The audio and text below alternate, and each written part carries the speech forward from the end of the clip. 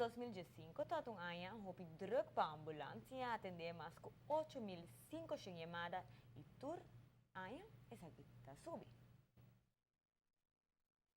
Ambulância não é um trabalho fácil, turanha e assistência da subi.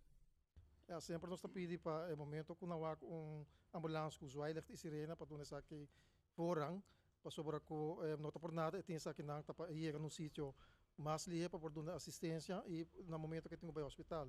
E cada gente tem que correr com é portanto uma família não mesa de ambulância ou tem serviço de ambulância. E duas fiestas na fim de ano, estava o dia de mais druk para ano 2015. Dus 31 e dia 1 de januari, dat was hoop druk, vooral 31. Camina nós está tem hoop melding, vooral parte à tarde, promeco cambio de ano, dat tem hoop acidente. Nós tem total de 50 melding, arriba 31 so, de qual 20 pessoas me serão transportadas para o hospital.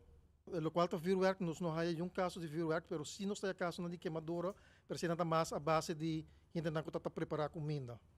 Agora, a temporada de carnaval lo começa. E aqui também lo tem emana de ambulância hoping.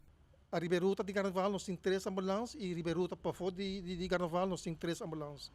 Nós postam para fora de rutas, isso não é normal. Dus botem na Centro Médico, na Waiaka e na Scotlandstraat.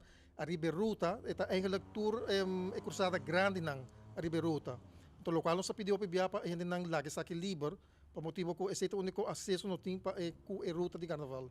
E hope viaja, dos o momento que nós chega, na bezete com auto, e faz isso que nós temos que pedir ajuda de polícia para lagar tackle e gente não com bezete cruzada não. E nós está prometendo viajar e nós está avisado de antemano para lagar isso aqui na livre. Para a TV Canal G5, a Mita Farah Bukhout.